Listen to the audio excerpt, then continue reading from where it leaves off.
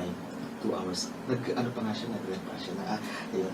Anyway, magandang araw ulit sa inyo mga Nixters. Of course, nandito na naman po tayo sa segment ng Nixtradamus channel na tinawag nating Alamin ng Batas, Huwag Ungas. Pinalad muli tayo dahil nakakasama na naman natin ang walang iba, ang pinaka-love nating tagapagtanong ng bayan. Walang iba kundi si Miss Cathy Cruz. Magandang araw sa iyo, Miss Cathy. Magandang araw din sa iyo, Attorney Nick. At isa na namang episode dito ng Alamin ng Batas, Huwag Ungas. Yan. Alam mo, maganda ang naisip kong tatalakayin natin ngayon. Kasi maraming tao ang naguguluhan din o kaya hindi rin naiintindihan, bagamat may ideya sila, may alam sila ng bahagya, ano ba ang sistema ng korte sa Pilipinas? Ayan. So maganda, maipaliwanag natin, masimplehan natin para alam ng mga tao kung saan sila pupunta pag meron silang mga hinaing or gustong idulog para makakamit ng katarungan. Ayan. Okay, simulan natin. Ano pagkakaunawa mo, Miss Cathy, pag sinabing hukuman? Pag sinabi mong hukuman, ito yung lugar kung saan nagaganap ang dinudulog ang mga kaso, Okay. ganon, either criminal or civil. Pero sa pananaw mo, pare-pareho lahat ng korte, ano? Oo, ang alam ko, Diba? pare-parehas lang sila. Okay, ganito yan. Ang hukuman sa atin, isang kagawaran yan or departamento na nakalagay mismo sa ating saligang batas. Kasi ang saligang batas natin, hinati yan sa 3 bahagi. Meron tayong legislative o yung gumagawa ng batas, meron tayong executive o yung nagpapatupad ng batas, at meron din tayo yung judiciary. Yan yung nag-i-interpret ng batas, okay? Yan yung nagpapaliwanag ng batas, okay? Pagka merong mga hindi pagkakaunawaan or pagkakasundo, okay?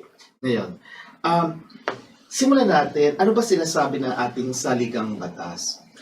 Isa lang ang judicial power ng Pilipinas. Pagka merong mga hindi pagkakaunawaan, isa lang ang pwedeng magsabi niyan, okay? At yan ay ang Korte Suprema o yung kataas-taasang hukuman sa Pilipinas, Supreme Court, okay? Ang judicial power ay nandyan sa Korte Suprema at sa lower courts, okay? Na pwedeng igawin ng batas. Alam niyo kasi ang mga lower courts, sinong gumagawa niyan? Okay? Ang Congress ang naggagawa ng mga courts. Okay? So ang sinasabi lang ng saligang batas natin, may Korte Suprema at mga lower courts. Lahat ng courts, lower na yan sa Supreme Court. Kung ano itong mga lower courts nito, ang magde-decide niyan, Kongreso. Okay? Ngayon, simulan natin sa pinakamababa. Parang triangle yan eh. Patsulok. Maraming korte sa baba. Habang umaakyat ka at inaapela mo ang iyong kaso, pakaunti ng pakaunti ang mga korte. Hanggang sa isa na lang ang natitira, yun ang Korte Suprema. Sa pinakababa, nandyan ang Metropolitan Trial Courts or METCs. Metropolitan Trial Courts. Nandyan din ang Municipal Trial Courts or MTCs. At nandiyan din ang Municipal Circuit Trial Courts, MCTC. Okay, so tatlo yan. Merong METC, Metropolitan Trial Courts, merong Municipal Trial Courts or MTCs, at meron din namang Municipal Circuit Trial Courts or MCTCs. Okay. Yan ay, ang tawag dyan, trial courts, kaya nga trial courts, di ba? Metropolitan Trial Courts, Municipal Circuit Trial Court, o kaya Municipal Trial Courts, puro trial courts. Bakit? Kasi nandyan yung pagdinig, nandyan yung may trial, paglilitis, okay? Nandyan yung tinatawag na hearing, okay? Okay. Yan ang lower courts, okay? Ang kaibahan niyan is depende kung saan ang lokasyon. Kapag ikaw ay nasa Metropolitan Center, kagaya ng Metro Manila, then ang tawag dyan, Metropolitan Trial Courts. Kung sa Cebu, merong mga ganong korte rin, kasi Cebu is a metropolitan place din, Metropolitan Trial Courts din. Yung Municipal Trial Courts, yan yung sa mga munisipyo, yung mga maliliit na mga bayan, mga towns, okay? Municipal Trial Courts lang. Ngayon, may mga lugar kasi na hindi kakayanin i-maintain ang isang trial court sa munisipyo kasi masyadong ano na tawag dito, yung mga class, di ba? Meron kasing mga first class, second class, ganyan. Yung mga medyo mababa, hindi na kakayanin ng pamahalaan na magkaroon siya ng sarili. So, ang mangyayari, mag-share.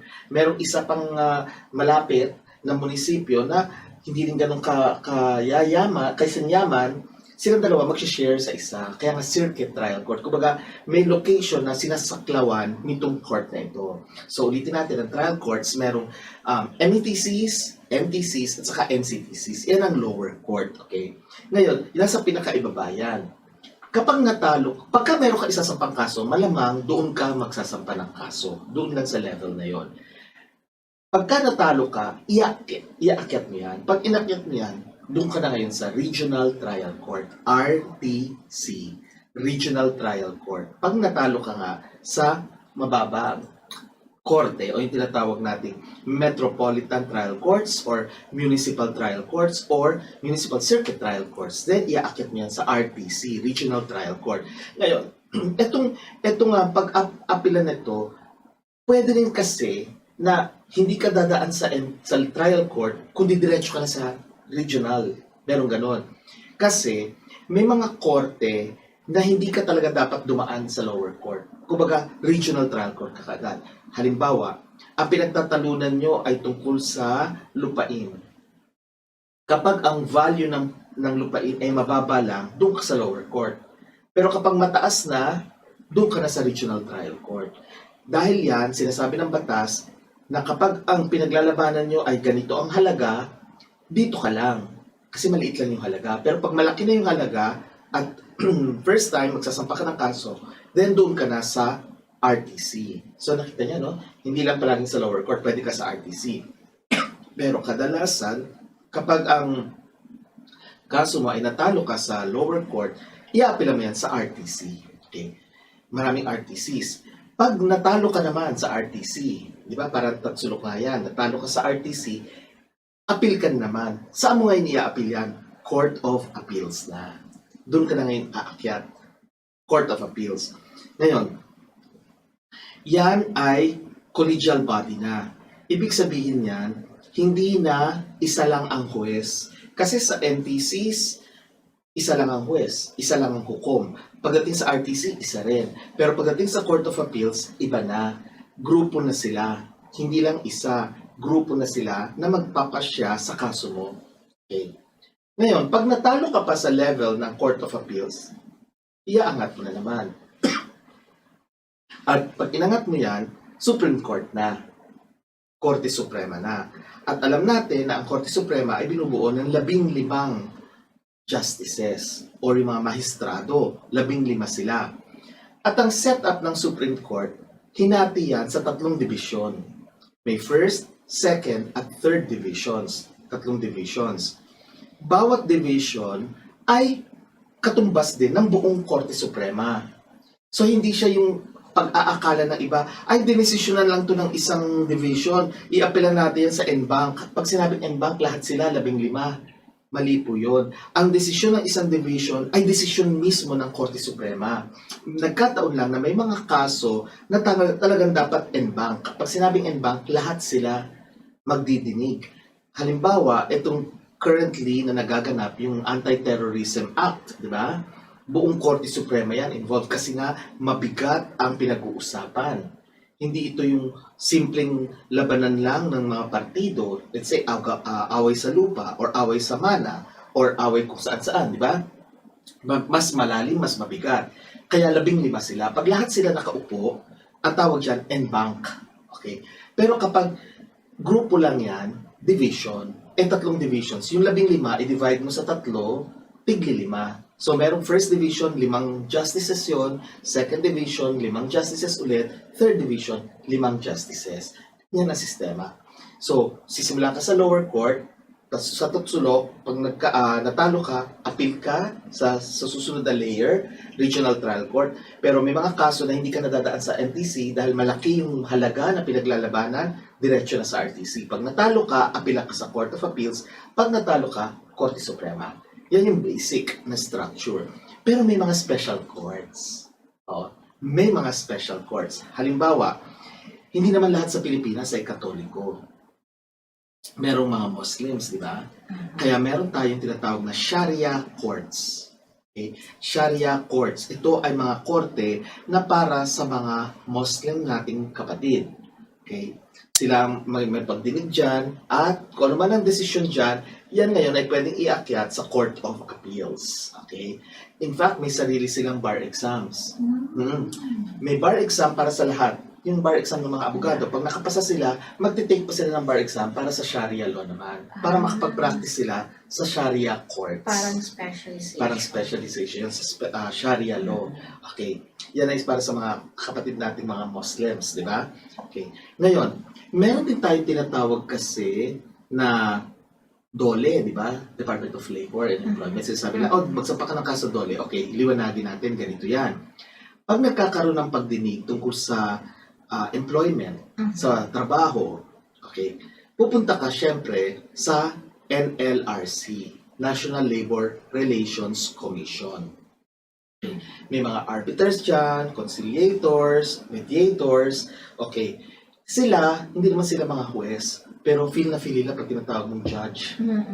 Feel na feel na, judge, nako, papalakpak pa nga tenga ng mga yan, gusto nila yan. Okay. Tuwang-tuwa sila. Okay lang, bigay ang hilig, di ba?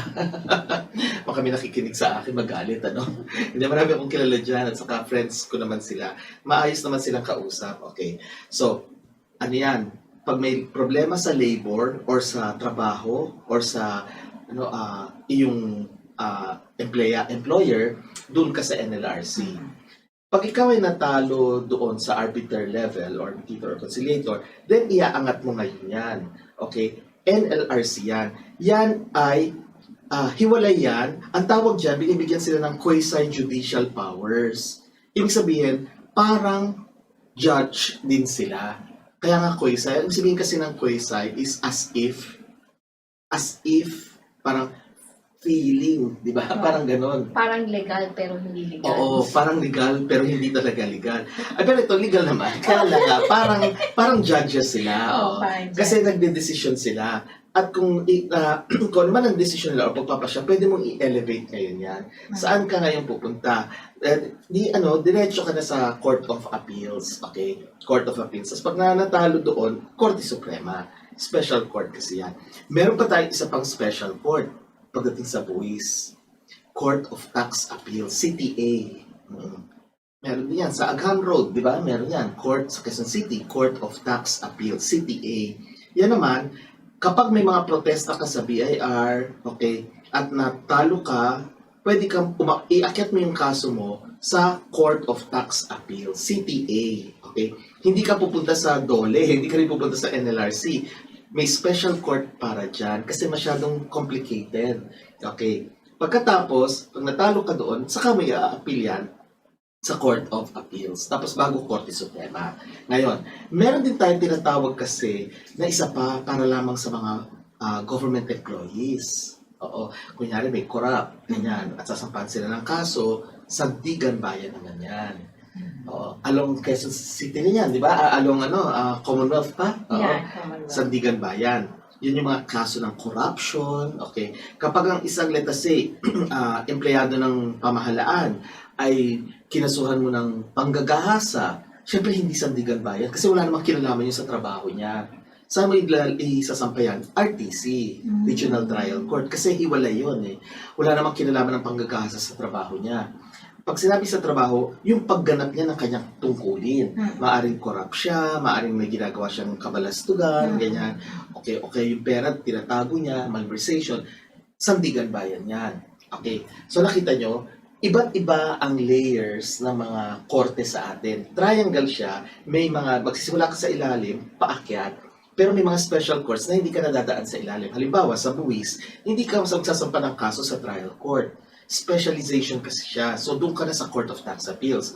Labor problems, hindi ka pupunta sa MTC. Doon ka na kaagad sa NLRC. Doon ka magsasampa ng kaso. Ngayon, ito ngayon ang pinakamahalagang bahagi ng ating usapan. Hindi ka dapat na magsampa ng kaso kung saan-saan lang. Kailangan alam mo kung hindi mata-technical ka. Lahat ng kaso talagang tinatawag nila kailangan verified. Ibig sabihin, pinirmahan mo yan. At saka, meron niya tinatawag na Certificate of Non-Forum Shopping. Pag sinabing shopping na mamalengke, di ba? Non-forum, ibig sabihin, hindi ka pwedeng mamalengke kung saan-saan. Kumbaga, dito ka magsampa ng kaso, hindi yung sampa ka dito, magsampa ka rin dito, kung sino yung pabor sa'yo, yun ang i-enforce. Hindi pwedeng ganon. Kumbaga, kung saan ka dapat, doon ka lang. Kasi may mga gawain yan.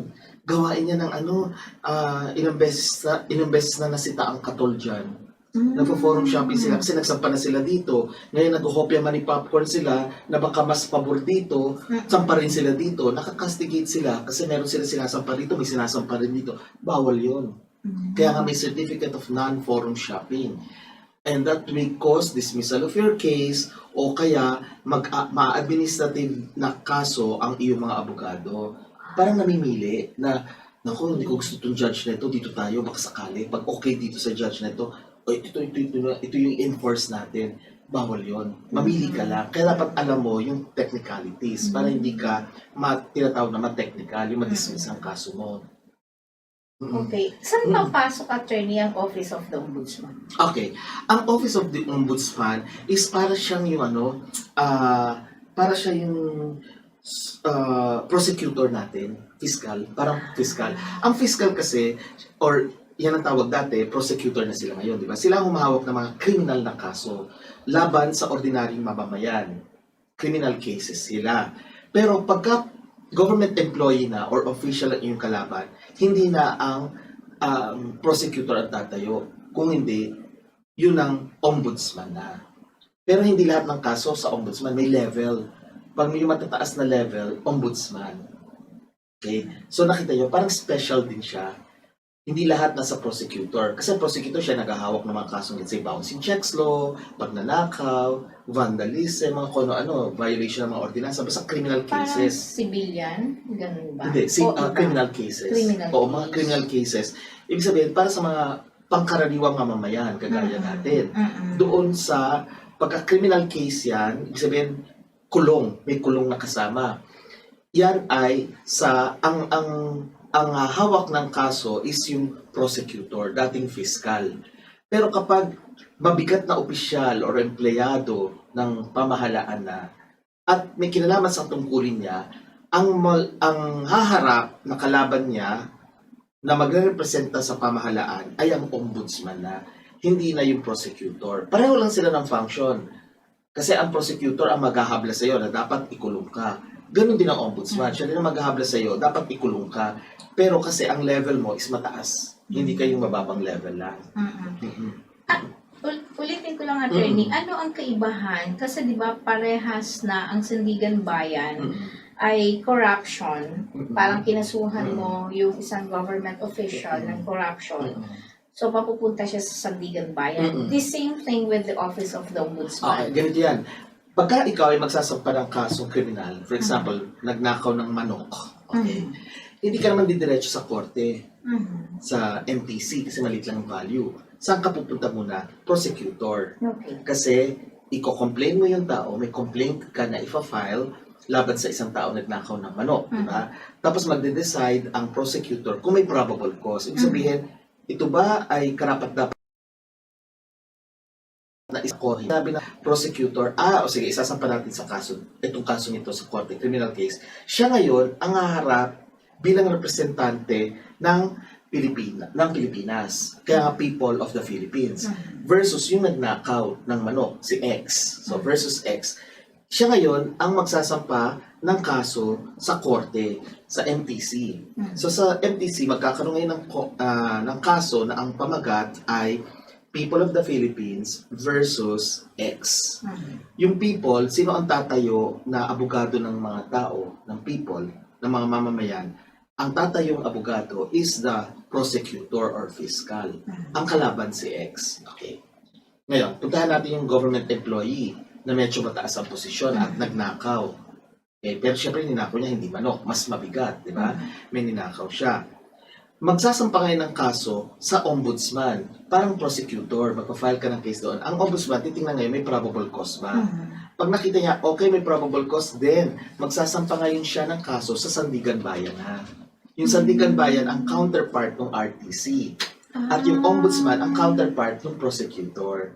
Especially yung dalawa Oo. Kumbaga, mas mabigat ang haharapin itong kaso kumpara dito sa pagnanakaw lang ng manok. Kasi simple lang naman to, kaya na to ng prosecutor. Pero pag mabigat yung kaso, specialized sa mga Anti-Graft and Corrupt Practices Act, then Sandigan Bayan yan, ang haharap hindi prosecutor, kundi yung ombudsman. Kasi nasa saligang batas din natin yan. Kung ano yung pwedeng, at saka may batas tayo dyan, kung ano yung mga kasong hahawakan ng ombudsman. So nakita nyo? So, kumbaga, the prosecutor is to the ombudsman as the court is to the Sandigan Bayan. Special court, special prosecutor. Para sa mga government officials Kumbaga, and employees. Yes, special yan. Pero hindi lahat may higher officials na talaga. May level yan May level. May Parang salary salary grade. Yes, parang gano'n. Oo, gano'n. So magkaiba yun, magkahiwalay. Okay. Kasi kunyari ang government employee nagnakaw ng manok, siya yung nagnakaw ng manok. Hindi mo isasampa sa Sandigan Bayan. Sa prosecutor Doon lang yun. sa level lang ng Sa RTC. level ng RTC. Hindi, MTC pa nga kasi manok lang. Oo, manok. Mababa lang ang level. Doon lang, di ba? Pero kapag mabigat na yan, na pagnanakaw ang ginawa niya at lumalabag siya sa Anti-Graft and Corrupt Practices Act, pag pumasok na doon sa batas na yun, then Sandigan Bayan na. Pero ombudsman muna. At ang ombudsman na magde-decide kung may probable cause. Kung may probable cause, then sasampa niya na sa Sandigan. Ganun pa rin, people of the Regardless Philippines. of salary grade ba yun? O No, may meron. salary May grade? oo. Okay. Kunyari, people of the Philippines versus si X na official, tapos nag-violate siya ng Anti-Graft and Corrupt Practices Act. Doon siya ngayon nagtatayong parang prosecutor. If in case, attorney, saan pwedeng umapila ang isang government employee na halimbawa na desisyonan ng Office of the Ombudsman? Meron bang ganon? Pagka sa prosecutor level mo na, no? Pagka sa prosecutor level at na hindi mo gusto yung desisyon ng fiscal, pwede mo naman i-apela yan sa Department of Justice Secretary. Secretary ng Department of Justice. Ang Justice Secretary, iba yan sa Justice ng Supreme Court, Kasi may mga tao na lilito, sinasabi nila, ano ang tawag uli, attorney? Justice Secretary lang. Justice Secretary. Walang pinagkaiba yan sa Health Secretary. Walang pinagkaiba sa Education Secretary natin, di ba? Okay. DepEd, Department of Education Secretary. So meron din Department of Justice Secretary. Parang DOJ Secretary. Oo, secretary siya, inaapela lang sa kanya yung mga desisyon ng prosecutor. Kasi kunyari sabihin ng prosecutor, i-dismiss ito, walang probable cause, hindi ka agree. I-appeal mo yung motion, ipa-reconsider mo sa Secretary of Justice. So either i-confirm niya Oo. o niya, mabalik ka rin niya yung decision ng Pwede prosecutor. i-confirm niya, pwede niyang i-reverse yun. Oo. Tapos, kung sakaling i-reverse niya at kailangan isampa yung kaso, mag-a-appoint ng ibang prosecutor para yun ang mag-handle sa'yo. So babalik sa prosecution. Babalik ulit, Tapos isasampa, walang choice yung prosecutor. Pero kung ayaw mo naman doon sa prosecutor niya, pwede ka naman papalit ng iba Yun. So, ganun yan. Okay. Pero pagdating sa ombudsman, wala. Yun na yun. Oo. Kung ano na yun, isasampa sa Sandigan Bayan. At pagka natalo ka doon, edi diretso ka ngayon sa Supreme Court. Hindi na siya dadaan ng Court of Appeals. Ang mataas na level na kasi. Kasi Sandigan Bayan na kasi siya. Sandigan Bayan na. Okay, so mataas na sa level Supreme na yun. Court na ngayon Ang Sandigan, mag-decide. kasi ang Sandigan Bayan is parang ka-level na ng Court of Appeals Parang gano'n na yung level. I see. So, I got it. Kumbaga ito yung Tatsulok, parang nandito sila. Nandun din siya sa level ng Court of Appeals. Iyon. Okay. Ngayon, yan ang judicial power. Meron din kasi tayong tinatawag na quasi-judicial power. Ibig sabihin, bawat kagawaran, bawat ahensya ng pamahalaan ay meron sarili silang mga pagdinig na opisyal. Kunyari, may complaint ka sa Department of Trade and Industry, DTI. Meron silang doon, office din, na doon ka magsasampa ng kaso at magde-decide sila kasi specialized yun pagdating lamang sa kalakalan. Okay. So doon magde-decide. Tapos pagka hindi mo nagustuhan yun, yung decision nilang yun, pwede mo ipa-appeal na naman doon sa secretary ng Department of Trade and Industry. Pag hindi ka pa rin nag-agree, korte na. Question, RTC. attorney. Bawat government agency ba merong tinatawag na quasi-judicial? Hindi lahat. Pero karamihan sa kanila meron. Ibig sabihin, kunyari may mga bagay-bagay na within their own jurisdiction, yung kanilang tungkulin, at nagkakaroon ng ugnayan sa publiko, at nagkakaroon ng hindi pagkakaunawaan, dinedecide na nila. Para Example. palang katulad ng Department of Agrarian Reform. Kasi Yes, may mga yes. leaseholds, Yes. diba? Meron sariling May yan. mga conflicts, Yes. meron tayong tinatawag na yung Darab case, diba? Correct. Darab cases, yes. Adjudication board kasi yan. Adjudication And the board. adjudication board is not a court, but it has quasi-judicial powers. Parang korte. Kung ano man ang desisyon doon. At saka, ang level dyan is hindi sila bound by the rules of technicalities. Mas relax sila. May mga rules, pero mas flexible. Kung baga, kunyari, magkakaroon tayo ng pagdinig. O dapat tapusin natin ito. Pero nag-agree mga parties na, kasi bagyo huwag naman dito paglapasin natin. Agree ka ba? Agree kayo? Sige, set natin. Sa korte, hindi pwedeng gano'n. Pag sinabi ng korte, dito, ganito talaga, susunod ka.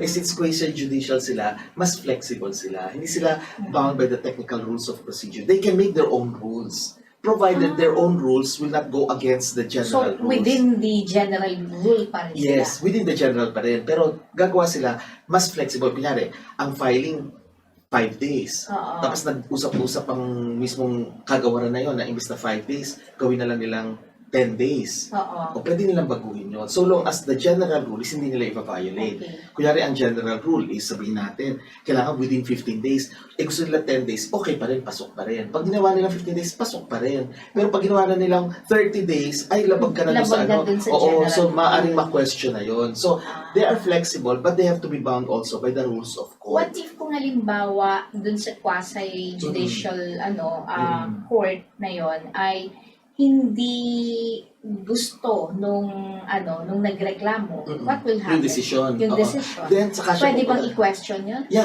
Meron kasi mga appeals board minsan. Oo, kunyari, sa pagpapasya ng isang ahensya or kagawaran ng pamahalaan, hindi ka kontento or ayaw mo sa desisyon na yon, mag-appeal ka. May appeals board naman sila Within sa the loob. agency. Within the agency lang. Tapos, pagka na-desisyon na yan, kung hindi ka pa rin satisfied, saka ka napupunta sa korte. At ang korte pwedeng RTC, pwedeng Court of Appeals. Depende yan sa batas na nag-create nung kagawaran na yon. So pwedeng diretso ka sa Court of Appeals, pwedeng dadaan ka sa RTC muna.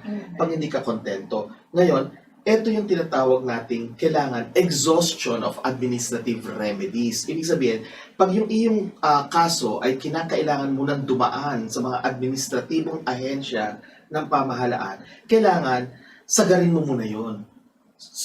Sundin mo yon. I-maximize mo yon. Doon ka muna. Hindi ka pwedeng lumundag at punta ka agad sa trial court. Kasi pag nagpunta ka sa trial court ka agad, sasabihin sa'yo, oops, bakit ka sa akin pumunta? Meron namang ahensya para pakinggan ka. Huwag ka sa akin didiretso. Mate-technical ka. I-dismiss lang yung kaso mo kasi hindi ka sumunod dun sa rule na exhaustion of administrative remedies. Ibig sabihin, may remedy ka pa. May lunas pa sa administratibong level.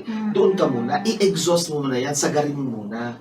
Sagad-sagarin mo na. Pagka natalo ka doon, saka ka pupunta sa korte. Hindi ka pwedeng lumundag. At ignore mo na parang, ay wala akong tiwala sa mga mukha nila. Gusto ko diretso sa korte. Hindi pwede yun. Dumaan ka muna sa proseso. Bawal yun. Mate-technical ka kasi meron tayong sinusundan na steps. Ngayon, kung sakaling hindi ka sang-ayon dahil nga may panlulokong ginawa, edi i-complain mo O rin siya. nagsabuatan sila.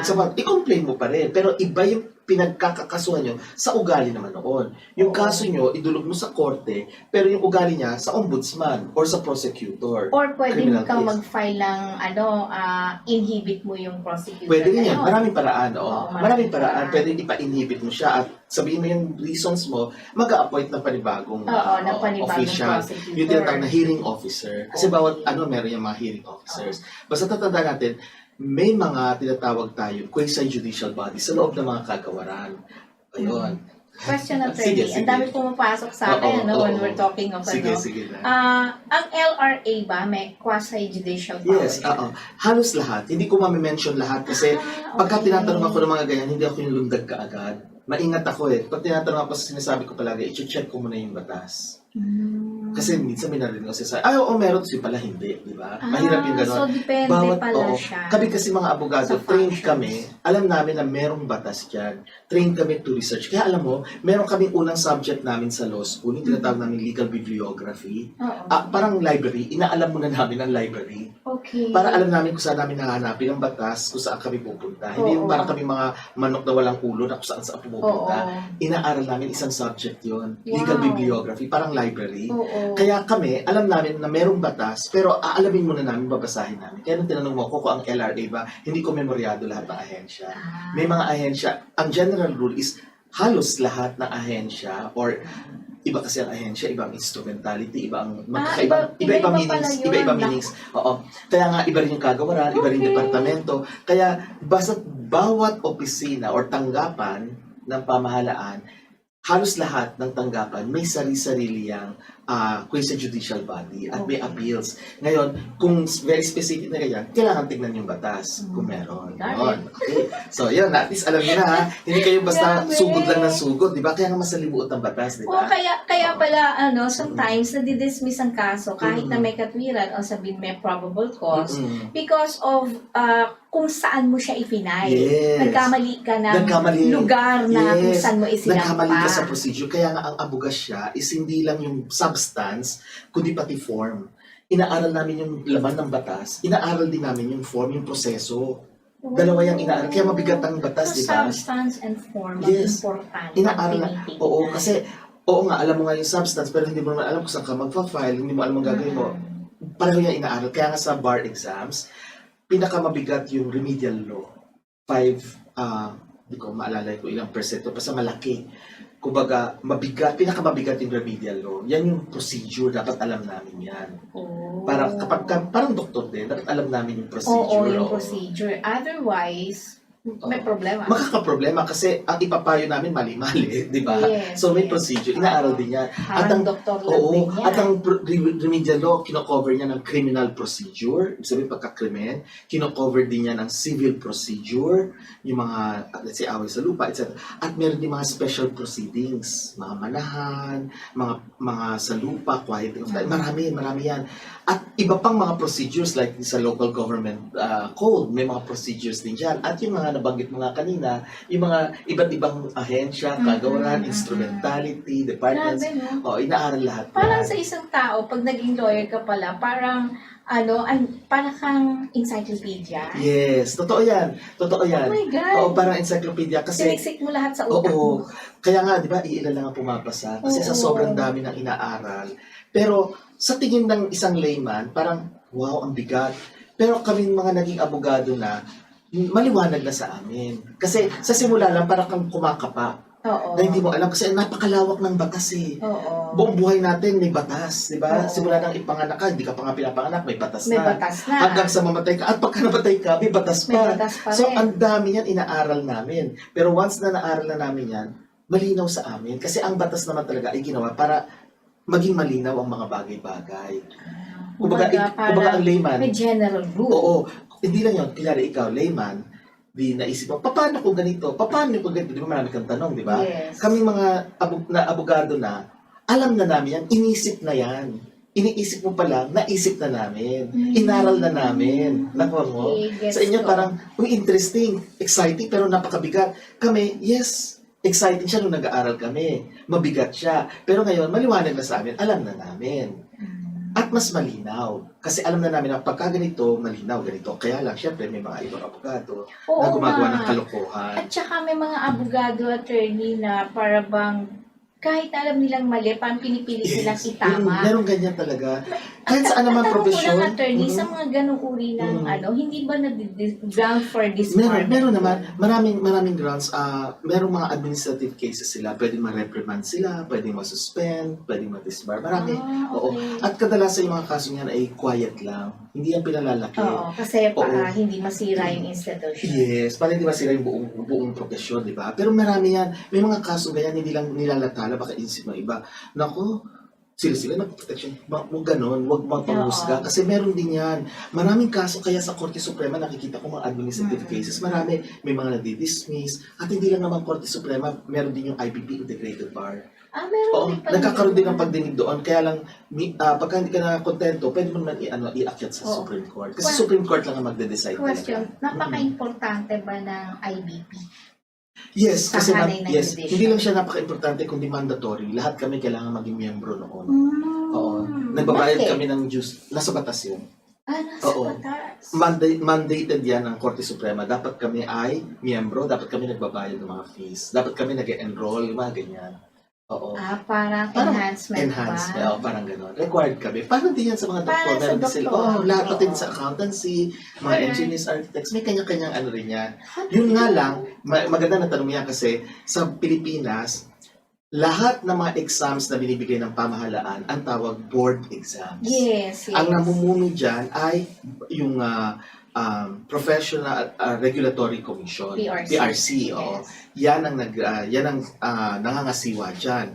Medisina, arkitektura, engineering, accountancy, teachers, 'di ba? Therapists, ganyan, lahat yan dito.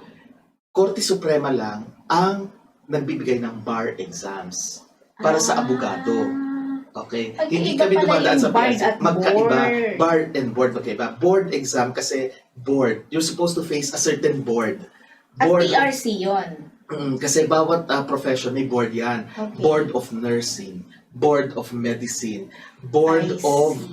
Accountancy.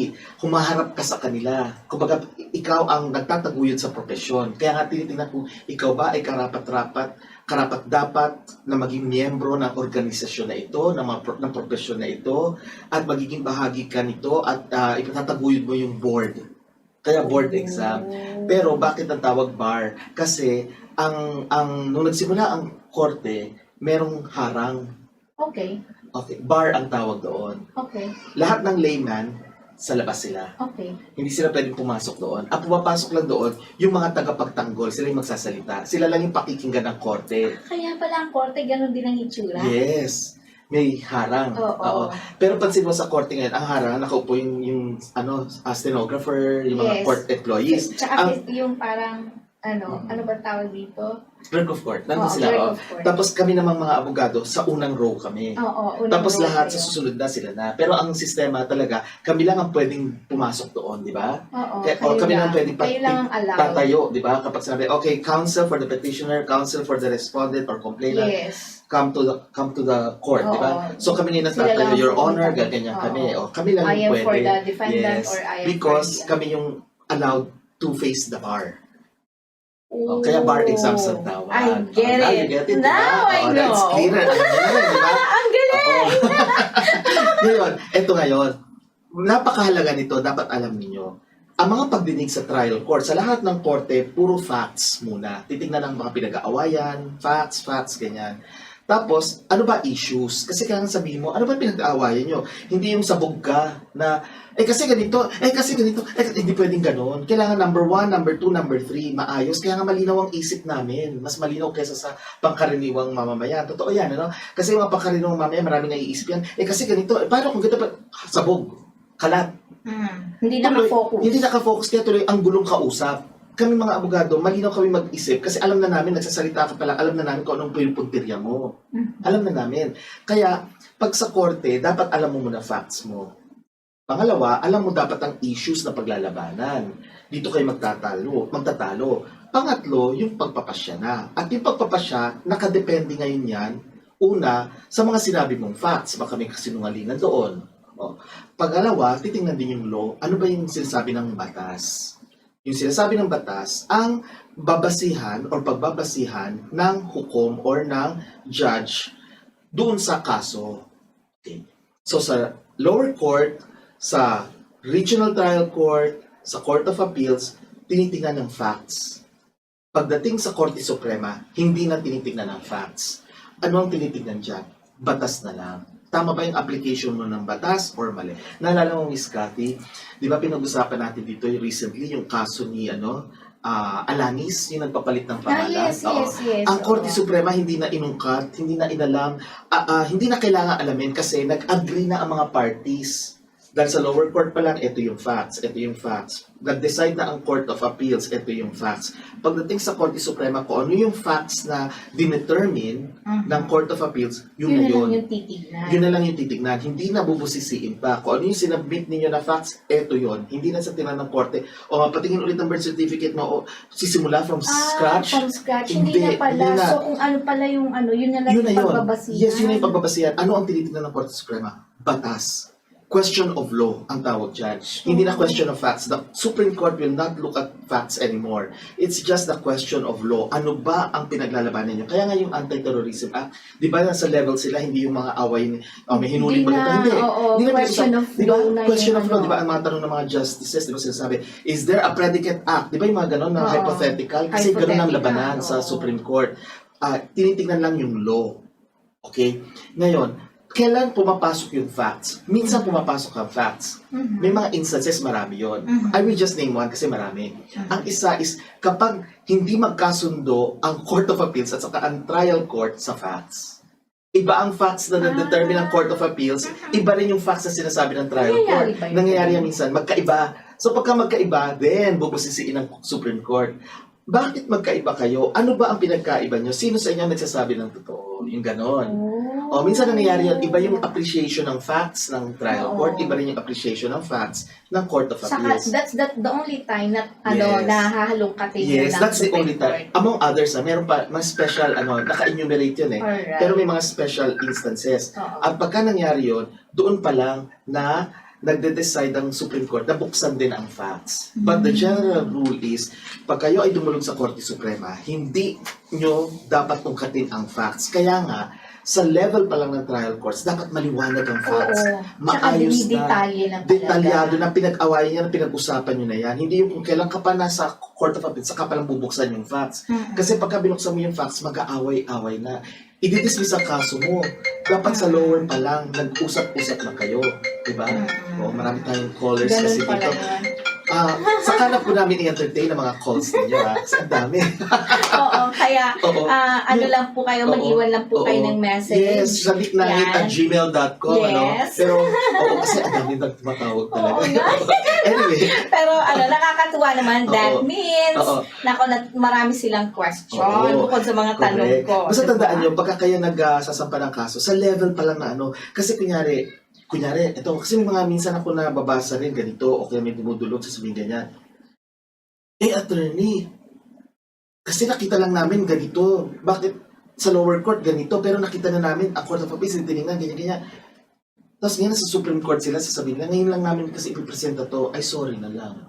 Bakit ngayon mo lang sinabi yan? Dapat nung palang una, sinabi mo So, na yan. kinakailangan pala, sa level pa lang ng prosecutor, kinakailangan Pag criminal case. Pag criminal case, Pag civil case, ganun pa rin. ganun pa rin, Oo. i-elaborate mo na lahat ng Yes, lahat ng gusto mong sabihin, gusto mong sabihin mo. Sabihin mo na para yun yung Oo. titignan Yes, mismo ng kasi ating correct. Kaya nga pag may nakalimutan ka, at saka mo lang naalala, pag nasa up, sa taas ka na, wala na yun. So, wala na yan. Kaya nga, Useless na. yes, sasabihin ng court, it will not even be considered as a fact kahit na totoong nangyari yun. Kumbaga, iba ang moral fact sa legal fact. Kasi morally, di ba? Morally, na totoong ang ganito ang nangyari. Kunyari, ganito talaga, nakalimutan mo lang sabihin, nagpasya na ang trial court. Nagpasya na rin ang Court of Appeals, sinang-ayunan. Pagdating sa Korte Suprema, kung ano yung sinabi ng Court of Appeals, it will stand. Hindi nila babaguhin yan. Kaya kung may nakalimutan ka, kasalanan mo yun. Moral fact is, oo nga, ito nangyari. Pero the Supreme Court will say, problema mo yan. Hindi yan ang basehan natin. Ang basehan is yung legal fact. Ito yun. Ngayon maliwanag na sa akin kung bakit one time may tinulungan ako na tao, and then sabi sa akin nung lawyer, sabi niya, sabihin mo sa akin ng totoo, yung totoong nangyari. Huwag kang mag-alala sa akin. Ganun yung... Alam mo bakit sinabi niya huwag maalala? Kasi we are bound sa confidentiality. Ibig sabihin, kahit ano sabihin sa amin, hindi kami yung Parang showbiz. chismosa. Chismosa na ikikwento namin. Kasi di pwede yun, bawal yun. Madidisbar kami. Kaya kami tinatawag na Oh. attorney-client relationship. Kaya nga sa programa sa radyo, may mga nagtatanong, attorney ganito, hindi ko sinasagot. Walang Kasi sumasagot sa nga, amin. walang Walang attorney-client relationship kasi you relationship. cannot hold me accountable and I cannot hold you also accountable. Pag sinagot kita dyan, mangyayari pag kami sinabi, Magiging basehan ka oo, na magiging nila. basayan ako, which is, you're putting me in a position na hindi dapat. Oo. Ganon din sila, di ba? I'm putting them in a position, sisingilin ko ba kayo? Hindi ko kayo sisingilin. Ayaw nyo nga magbayad, kaya nga nagtatanong kayo sa radyo eh. Oo. So, pag ganun, hindi ko sinasagot. Unethical yung ginagawa ng iba na may mga phone callers na sasagutin. It's actually unethical eh. Kaya lang wala kasi nagsasampa ng kaso sa kanila. Saka naging kasanayan na kinagawian na ng Pilipino. Pero mali yun eh. Kasi we're not supposed to do that. Kaya nga general lang tayo, di ba? Now, you understand. Kaya nga, kapag may sinabi sa amin, may confidentiality. Hindi kami pwedeng mag-squeal, parang showbiz na, uy, eto sinabi nito. Hindi ganun. We are bound by the confidentiality. Otherwise, kami yung pwedeng kasuhan. Oo. Wow. Yun. So now, alam niyo na. Ngayon, eto pa. So nandun lang tayo. So ang sinasabi natin nga is, pagka question of fact, dapat sa lower courts yan, including Court of Appeals. Hindi ka pwedeng saka pa lang mag-uungkat ng panibagong fact sa level na ng appellate court, minsan sa Supreme Court na hindi pwedeng ganun. Kailangan sa lower court pa lang. Ngayon, ano usually ang ginagamit na paraan kapag magko-Korte Suprema na? Kasi nakakarinig tayo na ganyan, di ba? Ang tinatawag dyan is yung petition for certiorari, ang tawag. Petition for certiorari.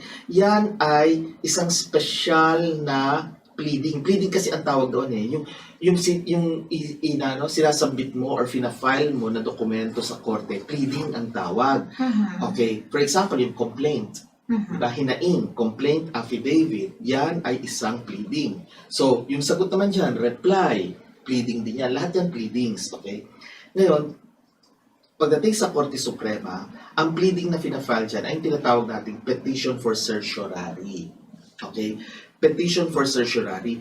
Ibig sabihin yan, ay pupunta ka lang dyan, magpa-file ka lang sa Supreme Court kapag meron tinatawag na grave abuse of discretion. Ibig sabihin, inabuso, labis-labis grave, inabuso ng isang magpapasya ang kanyang kapangyarihang magdesisyon. Inabuso niya at dahil doon, magsasampa ka ng petition for certiorari. Yun ang tawag doon. Kaya huwag kayo magulat, salitang Latin yan. Ang ibig sabihin lang yan is, titingnan kung nag-abuso ba yung nagpasya. Kasi pagka inabuso pala niya at makikita na, okay, may grave abuse of discretion, reverse. Oh, I Oo. see. Okay, ganun pala Oo. yun. Ang ginagawa, hindi nire-reverse yung decision niya. Kumbaga, okay, yan ang decision mo, judge. Okay, yan. Okay, kaya lang, dahil inabuso mo ang discretion mo, ibig sabihin, pwede kang mag-design na ganito, pwede kang mag-design na ganito, pwede kang mag-design na ganito, dito ka pumanig, mali yan, i-reverse natin yan. Hindi naman sinasabi ng Korte Suprema sa judge na, oy, tanga ka, hindi dapat, hindi ginaganon. May paggalang, di ba? Ang sinasabi na lang, nag-grave abuse ka ng discretion mo. Ibig sabihin, hindi mo napansin na may batas pala na dapat ganito, hindi ito, kaya i-reverse natin ang decision mo. Hindi sinasabing bobo ka, tanga ka. Maliban na lang kung meron ganun. Meron nga ginagawa ng Korte Suprema. Sasabi, Meron. oo, meron. Sasabi, ang bobo mo. Parang sasabi, ano ba yan? Lawyer ka ba? Oo, meron ganyan. May tinatanggalan, may nawawalan ng benefits, retirement. May mga ganyan May mga judges. ganun na pala. Meron na. Marami na noon pa. Kaya lang yun nga, ang talagang nakalagay sa batas natin at sa saligang batas natin is i-reverse yan. Alam mo kasi pag nag-file ka ng petition for certiorari, ano mga pwedeng gawin ng Korte Suprema? I-grant ang petition mo. Pag ginrant yan, ibig sabihin, panalo ka. Ibig sabihin, lahat ng hinihiling mo, pwedeng ibigay. Pwede rin i-deny. Denied. Pag denied yan, ay sorry ka na lang. Kung anong desisyon ng lower courts, Court of Appeals, yan ang masusunod. So, talo ka, di ba? Meron din naman sinasabing, okay, i-remand yung case. Ibig sabihin, may kulang, balik ulit sa Court of Appeals. Ulitin nyo, check nyo ulit yung facts. Pwedeng ganun. Nire-remand, pinababalik. Pwede rin namang partly granted, partly denied. Meron ganon. Na ibinigay sa'yo, pero may iba na hindi binigay sa'yo. Diba? Meron ganon. At ito pa tatandaan natin. Sa korte natin, one motion for reconsideration lang. Oo. Kaya nga yung iba na nagpapasya na sinasabi nila, magpa-file tayo ng second motion, ay nangyari na sa akin, kinukulit ako ng law office ko dati. Kaya sa tingin ko naman, hindi na kailangan. Kasi wala naman tayo ipipresent ang bago. Oo, Okay. Kumbaga, dapat meron kang bagong isasabihin sa korte para i-reverse niya yan. Oo. Gusto nila mag-file ng second, empleyado ako eh. Siyempre susunod lang ako. Although alam ko namang matatalo, nanatalo nga. Hindi dahil sa akin yun. Oo. Kundi Dahil yun ang desisyon nila. kasi inutos lang naman sa akin, di ba? Ako naman siyempre susunod, empleyado eh. Oo, yun. So meron mga ganon na ano. Tapos, Now you know. oo. Tapos alam niyo, ang korte kasi natin, pag nagde-desisyon yan, hindi yan pwedeng basta yes or no. Hindi ganun yan. Hindi siya yung parang botohan sa mga idol na it's a yes for me. It's a no for me. Di ba? Oo. Hindi ganun yun. Ang ginagawa ng Korte Suprema, kailangan may facts at saka law. Nakalagay sa saligang batas natin, ang liwaliwanag na kailangan, it must be based on facts and the law. Okay. Oo. So may pinagbasihan talaga. Correct. Merong pinagbasihan. Okay. Ngayon, ano pa ba dapat natin tingnan? Okay. Ito, mahalaga to. Bakit naririnig natin unconstitutional? Oo Di ba yung nga. masalita? Unconstitutional. Madalas natin naririnig ngayon. O kaya illegal. Di ba? Oo. Bakit ganon? Pag sinabing illegal, ibig sabihin yan, may batas, hindi sinunod ang batas. Labag sa batas, kaya illegal.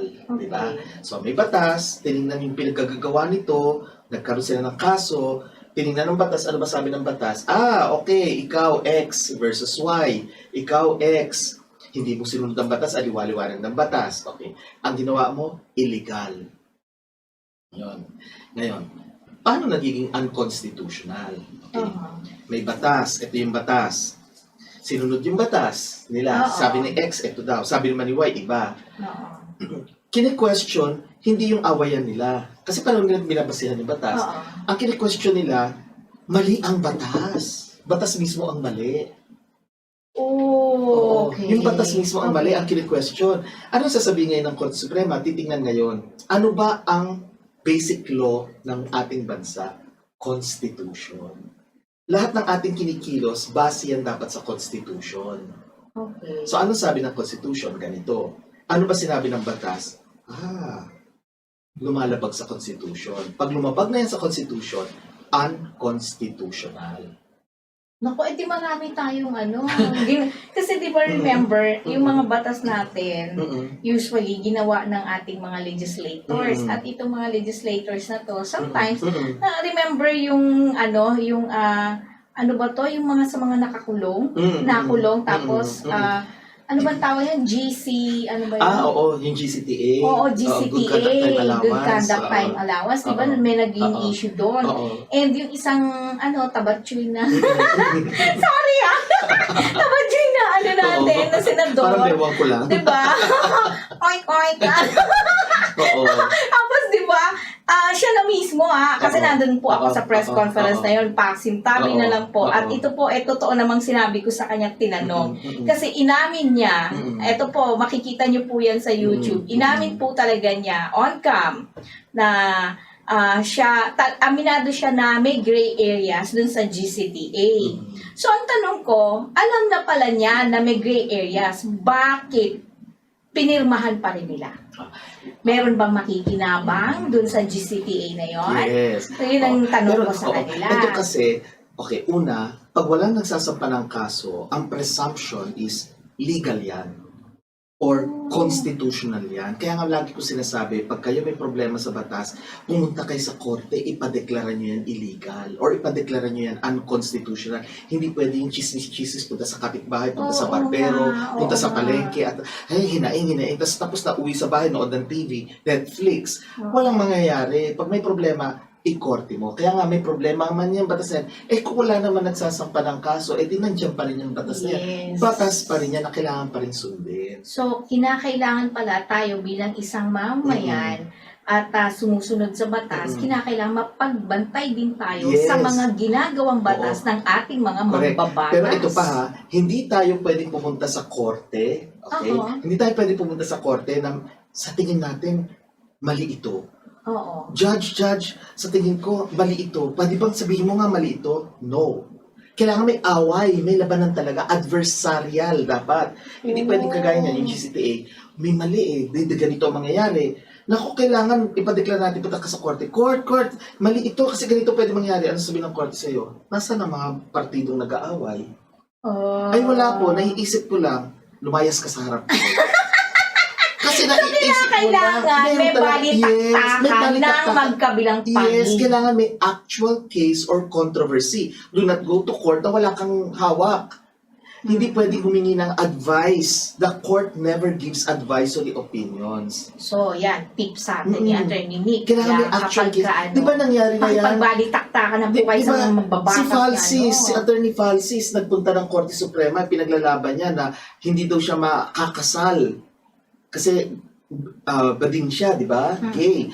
Gusto niya ipadeklara yung family code na nililimita daw ang karapatan niya magpakasal sa lalaki. Mhm. Ano ang tinanong sa kanya ng Korte Suprema? Sabi sa kanya, nag-apply ka ba ng marriage license? Hindi po. May jowa ka ba? Wala po. Eh, anong pinupunta mo rito?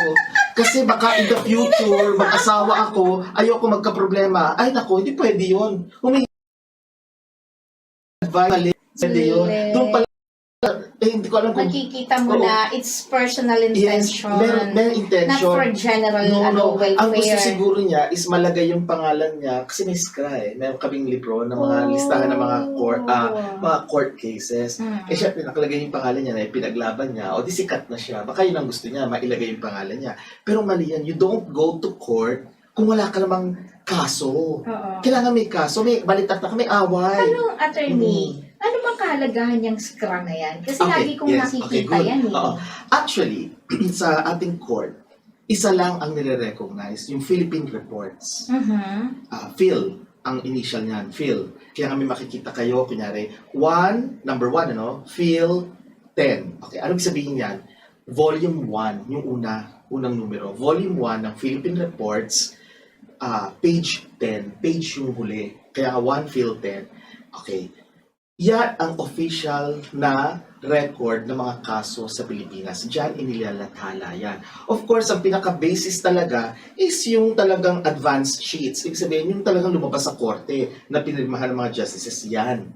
Pero syempre, hindi naman lahat may kopya yan. At saka, kakapal ng mga desisyon na yan. Oo Diba? nga. Long ban. Oo, Pagkatapos, long ban. double space Oo, pa. oo. Tapos ang pirma sa huli, di ba? Ano man ang gagawin mo doon sa mga pirma? Di mo naman, importante naman mabasahin mo, di ba? So, anong ginagawa? Meron tayong official publication sa Pilipinas, yung gumagawa ng official gazette natin. Yan yung nag-iimprenta ng mga kaganapan sa pamahalaan. At ang libro na iniimprenta nila ay yung tinatawag na Philippine Reports. Diyan inilalagay ang mga kaso na dinidesisyonan ng Korte Suprema. Wala pang ganyan sa Court of Appeals, wala rin ganyan sa lower courts. Although may mga plano na ilalagay na rin daw doon, pero wala. Sa ibang bansa, like sa Amerika, meron silang ganon. Merong mga decisions na nakalagay na sa mga ganong levels. Pero sa atin wala. Una, because it's costly. Magastos. Magpapa-imprenta ka, volumes yon, hardbound yun, di ba? O magkano ba ang isang ganon? Mahal kaya yung ibon na yung isang ganon lang. O, kaya magastos ang loan library ha. Okay. Nagkaroon ng time, hindi nakagawa ng Philippine Reports. Walang budget, hindi napahinto. Syempre, lahat ng abogado kailangan malaman pa rin yung batas. Yes. So, lahat kami hihingi ng advance sheets, pupunta kami sa Court Suprema. Syempre, magpapasirox, di ba, kukuha kami. Okay. Ang nangyari, nakaisip ang Central Bookstore. Sila ang gumawa. Private company yon. At ang tawag nila dito, SCRA. Supreme Court Reports Annotated. SCRA. Ganun ulit. Kunyari, 1 SCRA 10. Ibig sabihin, Volume 1 ng SCRA, page 10. Ang SCRA, if I'm not mistaken, 1960s ata nagsimula eh.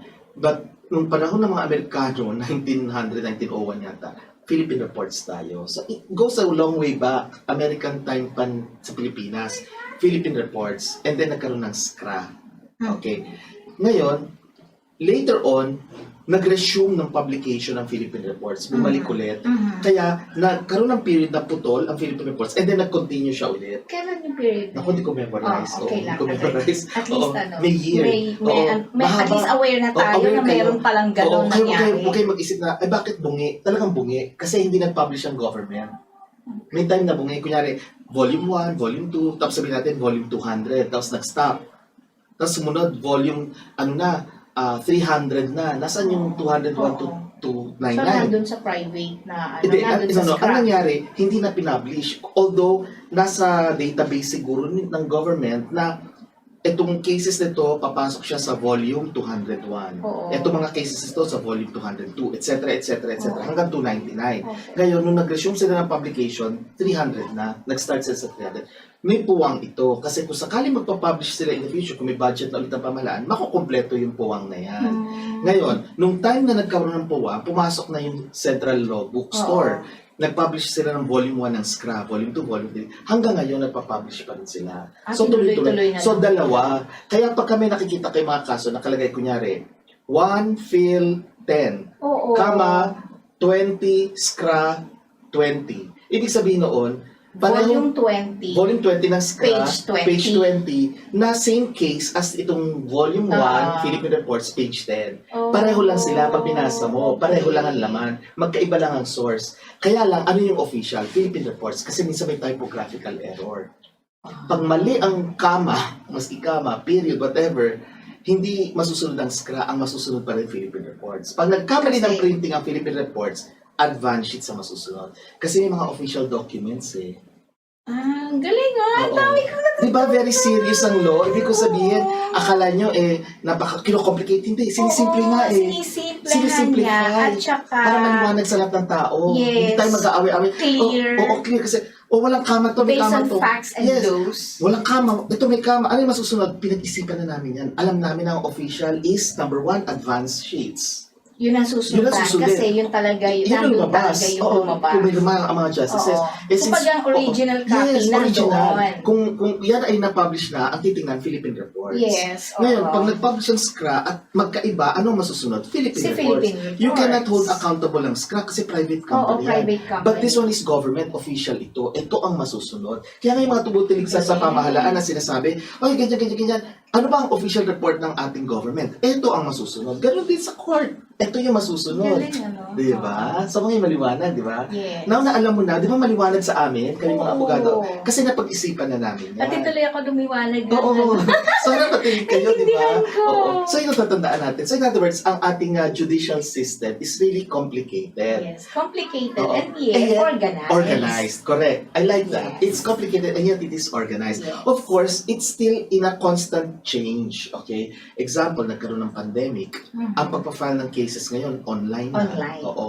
So, may mga ganyan ng mga instances. Pati nga mga hearings, ginagawang online na din. Ginagawa na ng digital na kasi. Yes, digital na. So, marami pa rin changes ang pwedeng mangyari. But the thing is that we should remember, may sistema, may structure, ang tawag namin hierarchy. Okay. Oo. Ngayon, saan pumapasok yung mga pagdinig ng mga tribal courts natin? Kasi yung mga ganyan, yung mga ating indigenous peoples, yung mga indigenous peoples natin, meron din silang basihan, tradition nila.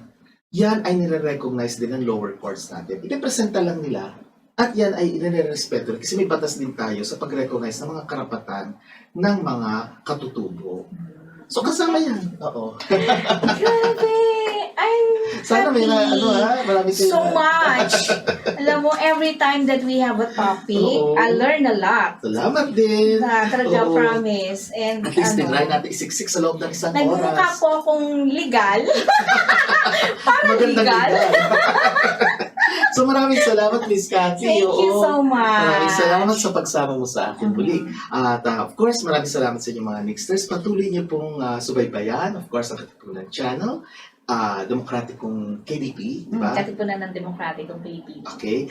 At of course, ang Nixadamus Channel. Maraming salamat muli. Tandaan, alamin ang batas. Huwag ungas. Bye-bye. Bye. Stay tuned. Please like and share. Next Radamus.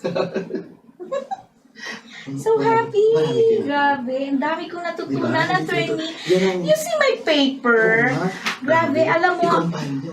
oo. Alam mo, attorney, na ano ko to, natutuwa ko kasi ang dami kong Alam niyo, natutunan. yan ang isa sa mga lectures na binibigay ko sa top 1,000 corporations ng Philippines. Ang galing-galing mo, attorney. Isa yan sa mga, isa lang naman yan. Love it.